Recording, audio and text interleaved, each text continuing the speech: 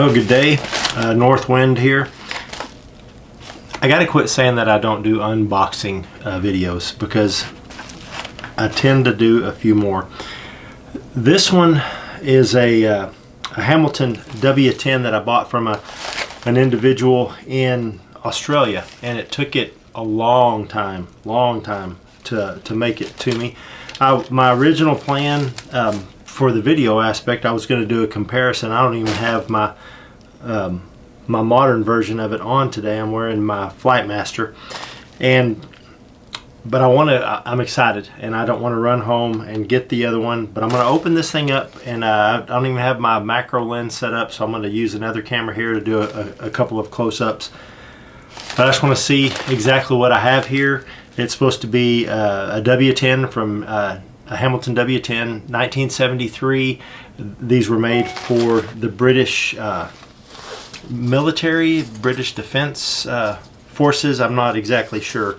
So I'm going to open this thing up, and we will see exactly what we have in here. Let's see if there's a date on this when it first was sent to me. I don't.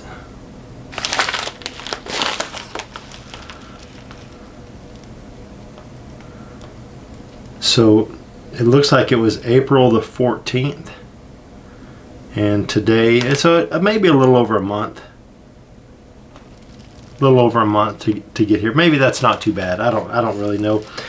I've purchased a few things from Australia before, but it was years ago, and things were just different in the world.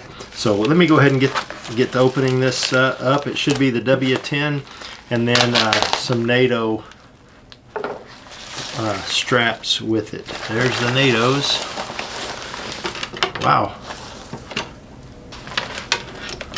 quite a few. There's 4, 5. Awesome. And that is all that's in the pack. And this should be the watch itself. Nicely wrapped up in a little movement tin. If you're into pocket watches, this is a tin that they used to put movements in, I believe.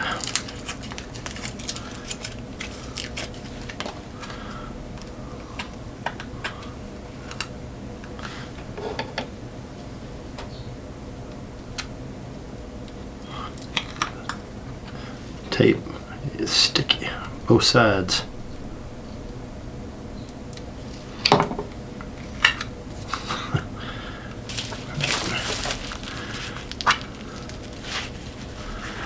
And there she is.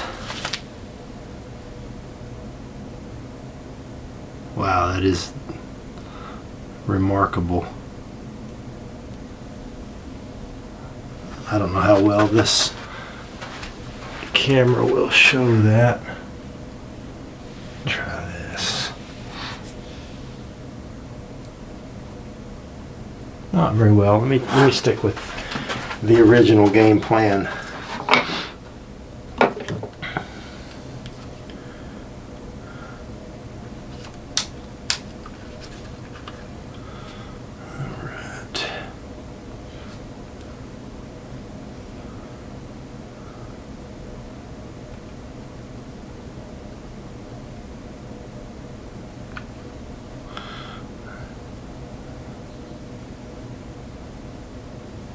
Didn't get my lighting set up the way I normally would. Really beautiful piece.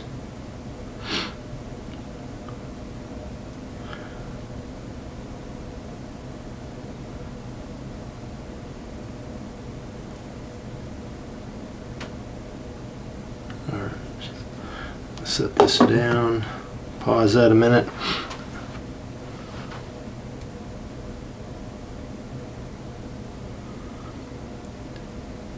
Hands move. This is beautiful.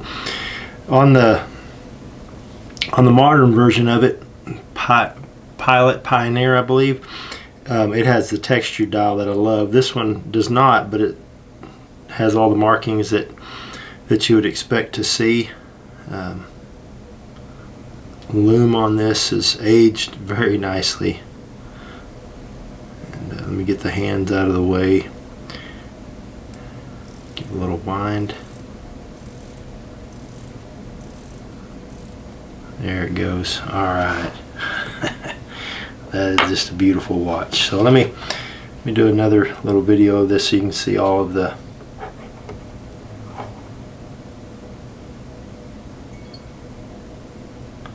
details there. When I do my comparison video, I will have things set up better so that it can be seen clearly. I guess that's just a pop-on case back, snap-on case back. Ah, it's a beautiful watch. Well, that's all for today. For this section of the video, I'm not going to post this until I have the review, the comparison side by side together, so that we can really appreciate this watch. Hacking movement, evidently. I'm going to go ahead and set it.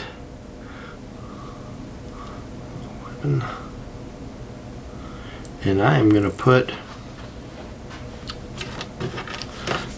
the black NATO on this thing, and I may wear this today. I may put the Flightmaster back in the case and wear this around. Well, thank you for watching. Well, it's obviously the video is not going to be over yet, but thank you for watching this portion of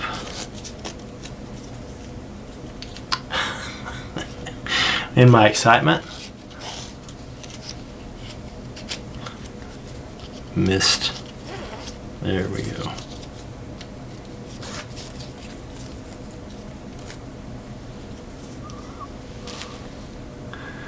Very nice. That's a beautiful watch.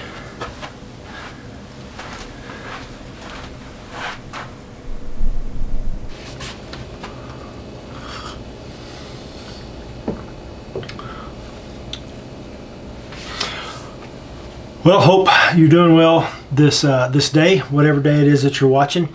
Finally had a few moments to do a quick little comparison of a couple of watches that I just think are amazing. The first one is the Hamilton W10 that was produced 1973 to 1976, and really the purpose of this is to compare it with the new version of it, the Hamilton Khaki Pilot Pioneer Mechanical. W10, so much easier to say, but anyway, that's the name of the new version. You can see this is the new version, the Hamilton Khaki Pilot Pioneer Mechanical. This is the W10, and I'll show you some more details on them here in a few moments. And this is a Hamilton military watch from when I was in the military, 1988, June of 1988. These two have the same movement, actually. This obviously has a newer one, but I just wanted to throw this Hamilton up here, the Mil-W-46374D is what's on the back of this one, I believe. And June 1988 is the date of that one. Because uses the same movement, just a great watch all the way around. Very, very small, 33 millimeter case versus 36 on the other two. And so let me go ahead and get into this. I'm gonna start with well, let me just look at this one real quick. I'll put it back down under the other camera for a second. Just really a cool watch, cool little watch. This is an aftermarket NATO strap that is on it. This thing still keeps pretty good time. I've never had it apart, never had it cleaned. I don't use it much. It sits up on this display right back in here that has a lot of the military stuff from when I was in, when my parents were in, World War II stuff. Not a lot of value up there, just kind of cool as far as that goes. But like I said, this watch was what the last one that was issued when I was in. I think they issued a Marathon maybe after this. I did not get one of those. Let me just show you the back of this real quick. I'm just going to take it all the way out of this strap. These are solid lugs. You can't remove the lugs on this, and so what you see is what you get. And I'll put that away. Actually, let me see if I can get this to see the writing on there. I think that's upside down.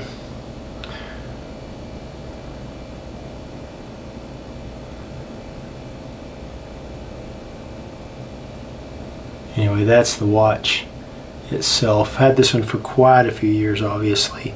Still keeps pretty good time. And so let me move on to the next one. This is the W10.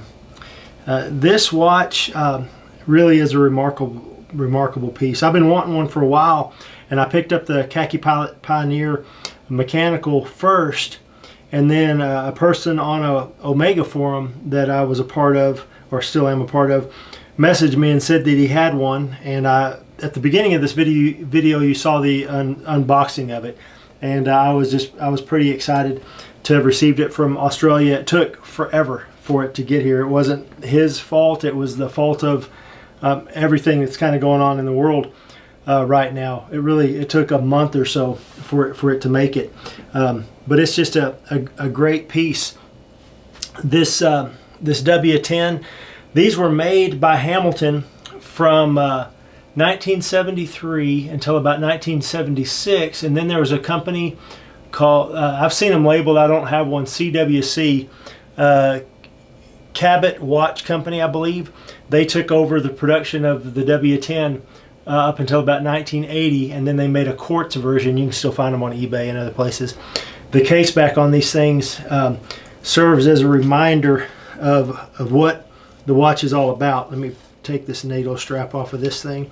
This is what when the gentleman sent it to me, he sent me 4 or 5 other NATOs that he had been using for it. And so on the case back, you can see written on this one, it has the broad arrow at the top, pretty cool, and then 5238290. The 523, from what I was reading, is a designator that this was issued to the British Army. There is a 6BB, I think, instead of the 523, that is for the Royal Air Force. And then the case backs are a little bit different on those version. The broad arrow is in the middle. You can look them up. I don't own one of those, but all of the other designators just tell you what exactly this watch is for. Then this is the serial number 22800, and then 1973 is the year that this one was made. And so this is a solid case back. It does not come off. The way you remove the movement from this is you have to have this device to pull the crystal out without destroying it. It puts pressure on. I don't have one of these either. It would put pressure on the crystal uniformly and squeeze it in a little bit, and then it pops out. And then take the hands off. I think the dial, of course, the crown would have to come out as well, and then you can service the movement. These movements are the 649 17 jewel caliber movement. That's the same as this Hamilton from 1988, the H3 with the nuclear symbol on it. Pretty cool. Always thought that was cool. Anyway, this is just a great watch. 36 millimeters in width, 41 lug to lug, 19 millimeters thick, give or take. Doesn't quite look that thick. Stainless steel, 17 jewel hand wind, so you can, and it's a hacking movement, so you can sync them up. This case shows a little bit of wear. I mean, it's stainless steel, so it should last for a good long time. Nice crown, easy to wind. I think it's fully wound right now. This acrylic or plexiglass or whatever this crystal is, mine has a few marks on it. You probably can't see them on the video, but it's not so much that I would ever mess with it. I think you could actually buff those out, but I'm just going to leave it as it is. Really cool, solid end links. I mean, yeah, solid spring bars, not really spring bars. You can see right there, maybe if I can get that to show up in the video, there it is a little bit, where you can see the bar in it. You can only see it on the one side and not the other. But when you place this thing side by side with the Khaki Pilot Pioneer Mechanical, you can, they're identical. You know, most times when a watch company makes a watch in memory of, or to kind of replicate something that they did in the past, they change things up. And kudos to Hamilton. I mean, it's identical case. It's, you know, a newer movement in the new one, but the case is exactly the same. 36 millimeters in a world where everything that you buy today is huge. I have, let's see what I have here. This is just a Timex. I'm going to do a video on it. This is, I don't even know what case size this is. 44 probably. But this is small compared to a lot of the modern watches, and it just engulfs the 36 millimeter. And then let's see what else I've got sitting here. This is a broken Citizen Sail Hawk, and it does the same thing. It's pretty big. So, you know, it's just a nice thing that Hamilton would not think that they had to make this thing any different. Seiko came out with a Willard that pays homage to the Willard from the 70s, I guess, the 6309 watch, and they actually made the case smaller for it than the original. And I wish they would have just done the exact same thing. But anyway, Hamilton did a great job, I think, on this case. I don't know, you know, the new one has, you can see a little bit of brush, maybe satin stroke on that case. Maybe this original W10 did as well, but just over the years it's worn off. Just a great watch. Railroad track around the circumference. Tritium markers. Let's see if I can show that a little bit up close. You can see the circle T. That lets us know what they're marked with, the tritium. On this other Hamilton, the H3, I read somewhere that the H3 is the designator, or maybe that's the little nuclear symbol. Maybe it's a combination of them both. That it uses tritium because it doesn't have the T Swiss T or the circle T as this Hamilton does. But they both hold aluminum. I've got a light here. Let's see if this will work without having to shut my lights off. But you can kind of see a little bit of the glow. Let me see if I can just block this out here. And then you can see, start my coffee off. But you can still see they still have uniformity. It just goes out pretty quick. Pretty cool. So let me look real briefly at the newer Hamilton. I better set that way over here. So this new Hamilton, the Khaki Pilot Pioneer Mechanical, they should have just called it the W10 or something, I don't know. So just a real quick note, I think I said this on my other review when I was comparing a bunch of Hamilton khakis. The original NATO straps are just plain all the way to the end, and Hamilton dressed these up a little bit. I like the strap, the holes for the strap. I like the way they've done that, but on this end, it just keeps fraying no matter what you do. And then when you go to try to change it, it does not want to come out very easy. That came out a whole lot easier. But pulling it out of the lugs has always been kind of a nightmare. I mean, you can see my spring bar wanting to bend. I'm not going to take it out just because it's a pain. They came also with this leather NATO, and I showed that before in the other one as well. And that's the one I usually keep on it, but for some reason I switched it out. But let me just show you the back. Whereas the original Hamiltons, you had to load it from the top. This one has 4 screws. It's still a nice case back. There it is. All the pertinent information on it. stainless steel, water resistant, 10 BAR, 145 PSI, and then the number and all of that. Still pretty neat, but this just has a little bit more vintage or class or whatever, however you want to say it. But I guess they chose not to do that for modern watchmakers. I don't know why they chose to do it. Just simplicity, I'm sure. Anyway, that's really it. Let me put this thing back together. This is what I was wearing today until I decided to make this real quick video that gets longer every moment.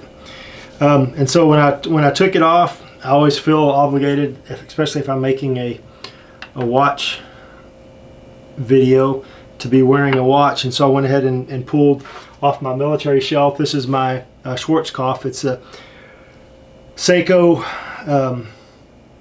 745700F. This one dates to 1985, maybe late 84.